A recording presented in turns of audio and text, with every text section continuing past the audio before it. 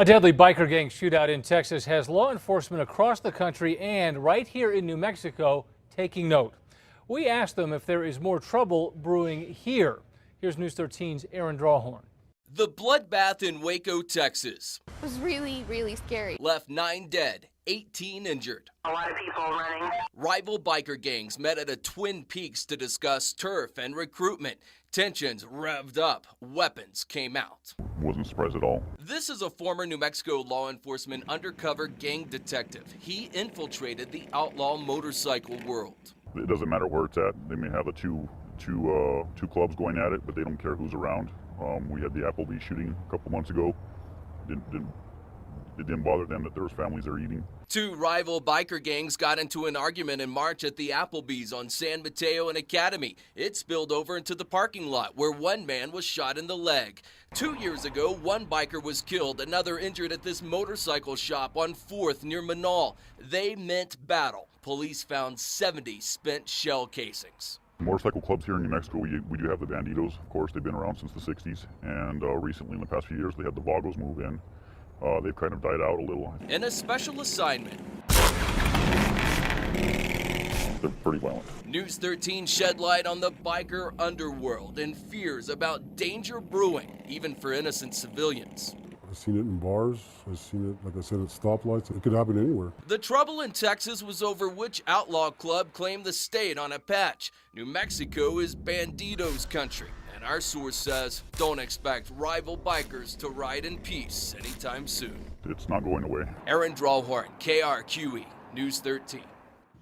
Our law enforcement contact says at this point the Vagos only have a handful of members who live here in New Mexico. They're going to follow their own path in life, irregardless of everybody else's. Some of the most violent, corrupt, deranged, sick people that they could be. Outlaw motorcycle gangs can be found across the United States. I've seen brutal violence. I know there's been people missing. And New Mexico is no exception. Gang detectives tell us the Bandidos motorcycle gang have been in New Mexico since the 70s. They say there are currently 11 chapters around the state. This is a former Bandido member who was lucky enough to recently get out. We're disguising his face and voice to protect him. They're some of the most violent people in society or anywhere. We spoke with 2 gang detectives who keep tabs on the gangs. We're also protecting their identities because they work undercover.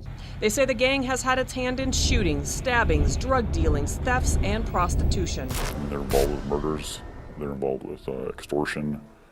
They're pretty violent. Detectives say that for the most part, the Bandidos have had the run of the state for 4 decades. They either negotiate something or they use intimidation or threats of violence to keep other clubs out. And police say that strategy worked until about a year or 2 ago. That's when these detectives say another motorcycle gang, the Vagos, set up an Albuquerque chapter. They're one of the faster growing clubs now. They just want to expand across the U.S. They want to be the big dog. Detectives say that's sure to stir up problems and turf wars. I do expect there to be a rise in violence, yes. And it's not just gang-on-gang violence. Police say that innocent people are getting caught in the middle. If they're disrespected or something happens where they take offense, if it's a civilian, someone with their family, they'll take action. All the time.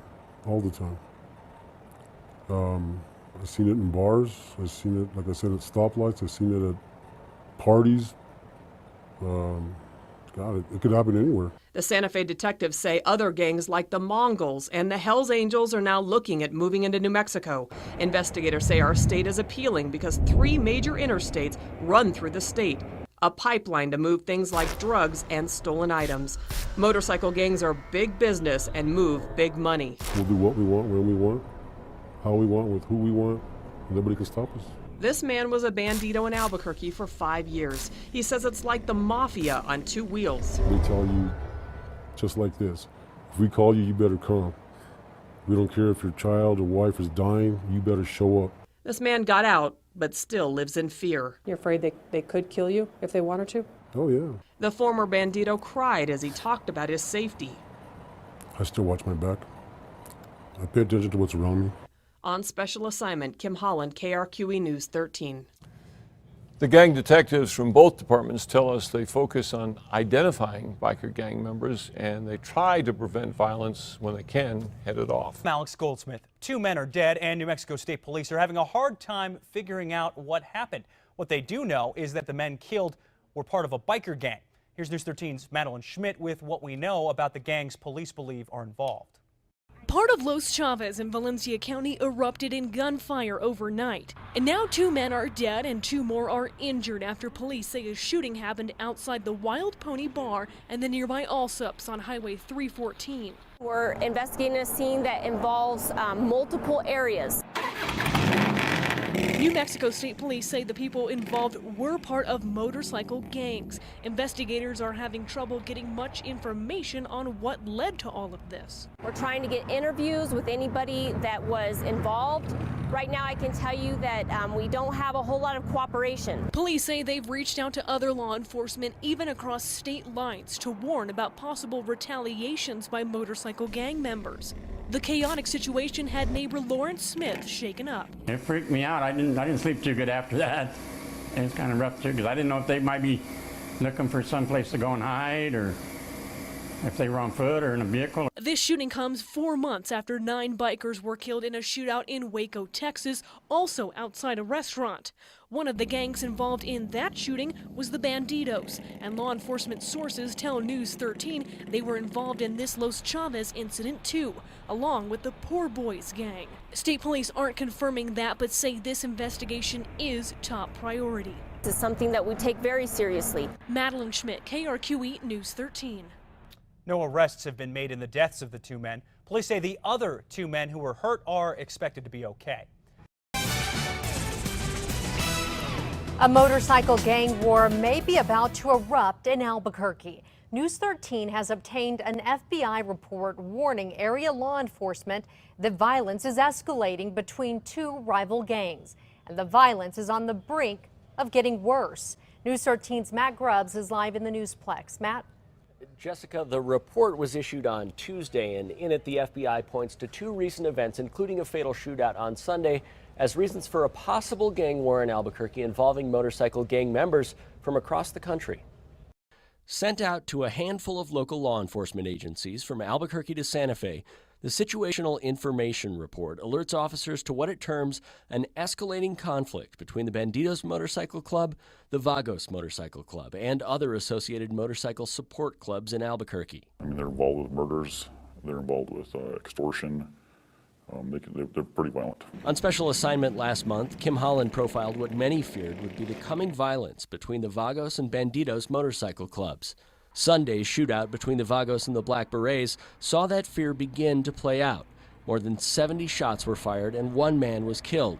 At a hearing for accused Vagos member Malachi Seaman, charged with aggravated battery in the case, a detective offered this assessment of the 3 Vagos alleged to have started the trouble. They basically came there looking for a fight. When Mr. Seaman was processed, he was found to be wearing a bulletproof vest. The FBI report keys in on that kind of information, noting Vagos and Bandidos club members have been reported to open carry firearms and tactical holsters, wear bulletproof vests, and have demonstrated an advanced level of firearms tactics and proficiency in a live fire situation.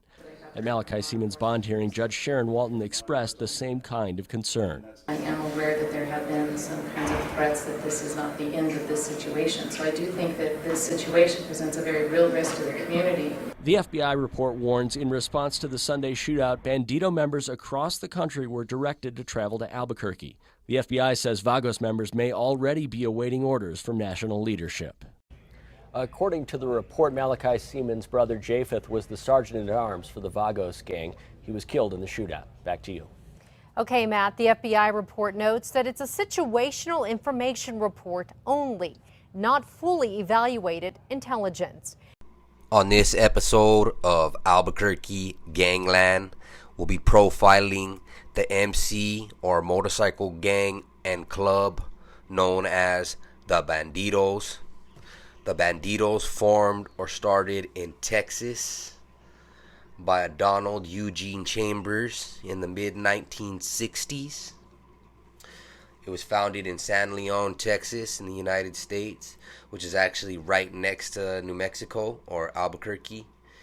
And they have a bunch of chapters in New Mexico, and they also are the biggest outlaw or 1% motorcycle gang in New Mexico, which is why we have them here on the episode of Albuquerque Gangland. Again, their headquarters is in Houston, Texas, but they have branches in every state in the United States.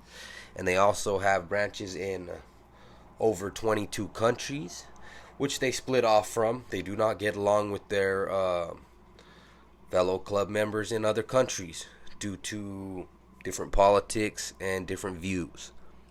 Again, these guys are the military weapons, along with drug connections in every direction.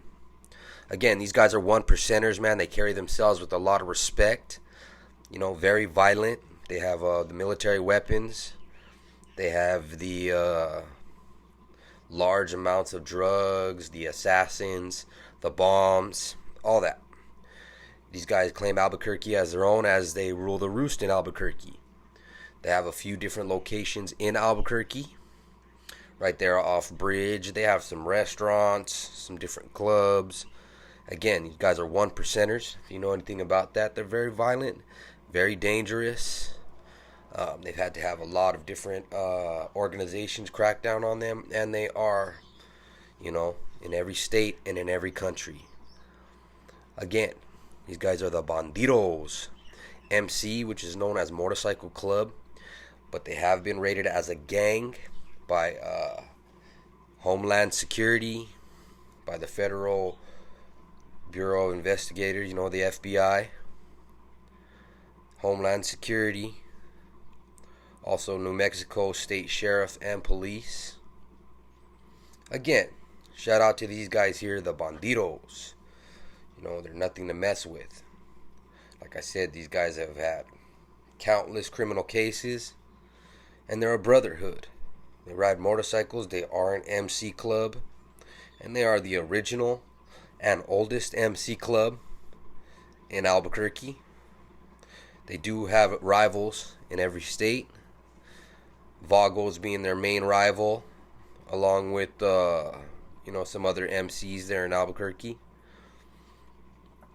Again, shout out to the Bandidos, as they are Albuquerque original MC club, as they were started right there in Texas, which is one state over. So as you can imagine, and these guys have over 5,000 members in Albuquerque alone. So shout out to these guys here, to Mr. Chambers, who started these guys in the mid-60s in Texas. So Albuquerque is one of their main branches, which they have other branches right there in New Mexico, in Texas, in all the surrounding states, and in other countries. Again, shout out to Bandidos Motorcycle Club. That's BFFB, their motto they go by, which is Bandidos Forever, Forever Bandidos. Make sure you guys hit that like, hit that subscribe for some more, and check out our other Albuquerque Ganglands.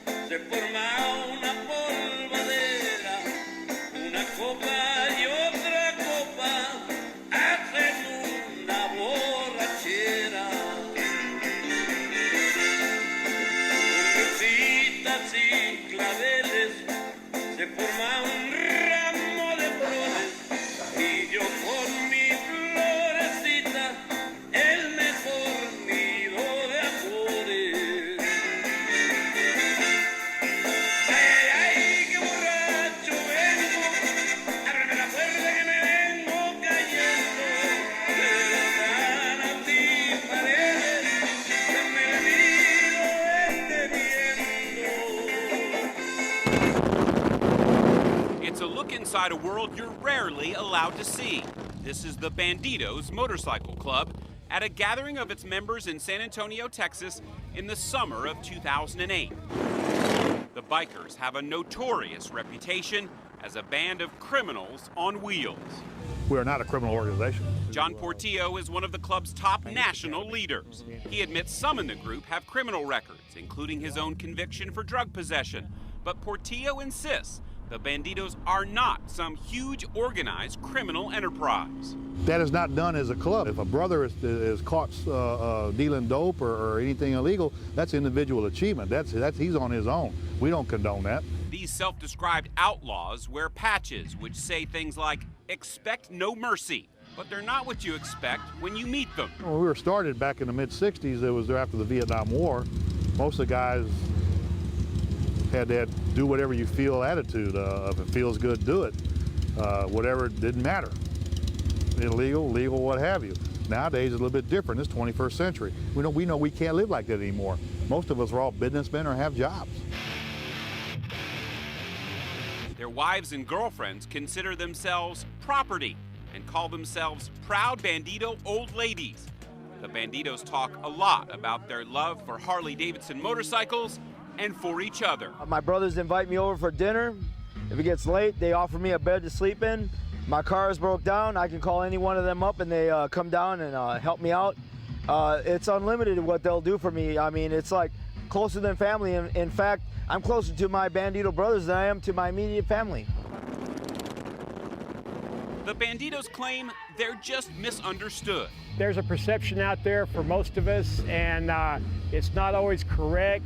And I think if you talk to one of us one-on-one, man to man, you'll find out that we're really just another man.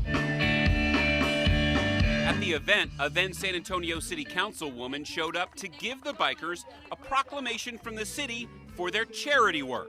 This proclamation comes from the city of San Antonio. It is official congratulations to the Northwest Chapter Bandidos Motorcycle Club. Come up here. This San Antonio-based chapter has an impressive record of supporting benevolent charitable causes. Your dedication to the community has not gone unnoticed and is worthy of recognition and praise. The members of the City Council of the City of San Antonio extend their sincere congratulations.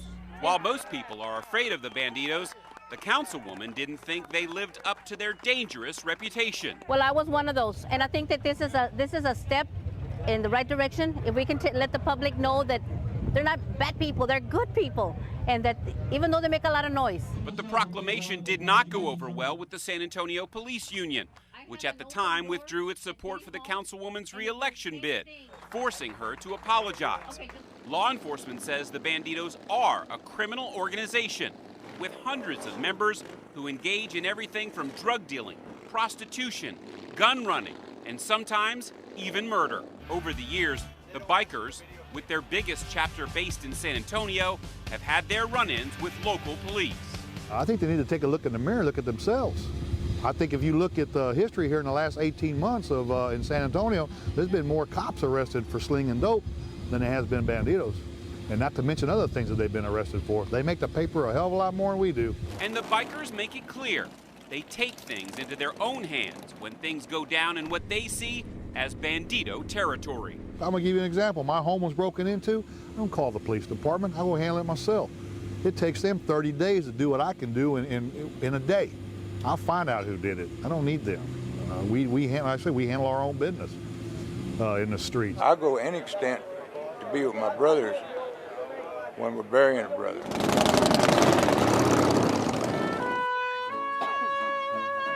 When Bandito Javier Negrete was gunned down outside a bar in San Antonio in 2001, hundreds of the club's members from across the country came in to say goodbye.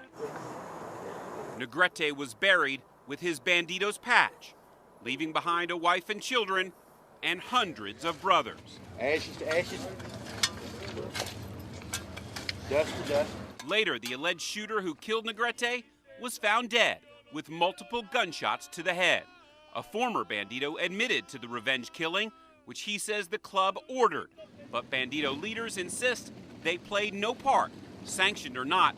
The killing of someone the Bandidos believe murdered one of their brothers sent a loud and clear message that the bikers are not to be messed with.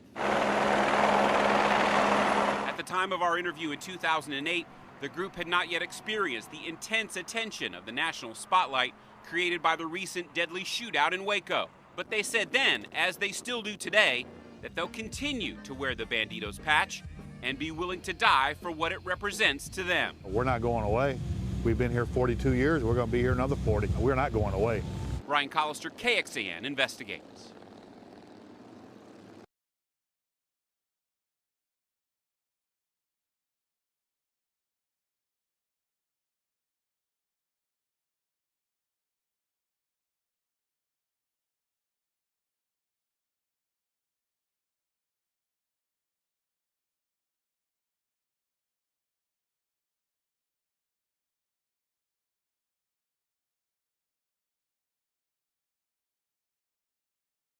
John Wilson is the president of the Waco, Texas area chapter of the Cossacks Motorcycle Club.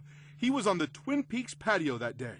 The whole incident probably didn't last more than 90 seconds. It seemed like an hour when you're laying there and people are getting shot around you and bullets are whizzing by you. And surveillance video giving us the most detailed accounts of what unfolded last May. Waco police and prosecutors have consistently defended the... They came here for a reason. We think part of that reason was a criminal activity. But many of the bikers and their attorneys say innocent of the criminal charges. They just did a roundup and arrested everybody before they determined who was involved. These are just